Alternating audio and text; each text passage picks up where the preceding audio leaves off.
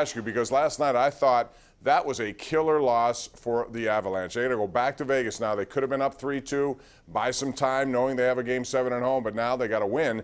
Not an easy place to win. And Marc-Andre Fleury was spectacular after he gave up a very soft goal. Yes, he was. And this team looked like they were, being fed to the wolves, down 2-0 in the series. They're able to come back here, win 3 straight after Colorado had won 6 straight and looked like they were invincible and the best team in the Stanley Cup playoffs by a very wide margin.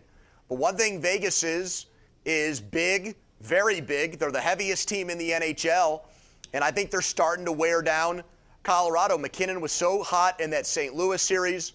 They got to get bottom 6 production. They really haven't at all. The Avalanche, so much has been said about how they're a complete team. I haven't really seen it in the last couple of games. So I still think that series is probably slight edge to Vegas, but I would not rule out Colorado going to Vegas and winning Game 6 and then taking it in Game 7. For me, there are 3 teams left that can win the Stanley Cup, whoever wins that round. And, of course, the Lightning.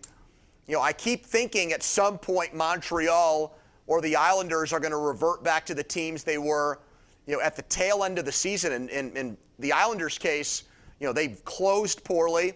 They lost their captain, Anders Lee, who's one of the best net front presences in the entire NHL. And you know what really grinds my gears about Montreal, Bob? You know what really ticks me off about them? This is one of my pet peeves with the NHL.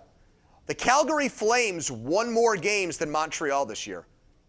Montreal is only in the playoffs because they lost 11 games in overtime or the shootout. Lose your points. They got rewarded because they were good at losing close games. Yeah. And that's still ridiculous to me. How does a team with more wins get left out of the playoffs? You're rewarding mediocrity when you do that. And I agree. And so Montreal got hot at the right time. Yeah.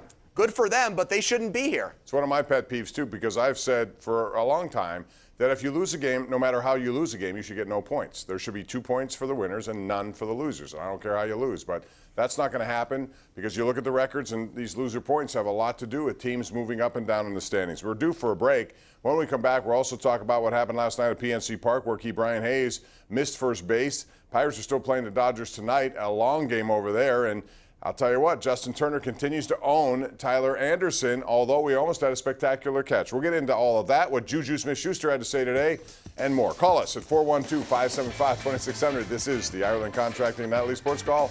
We're always on Pittsburgh CW.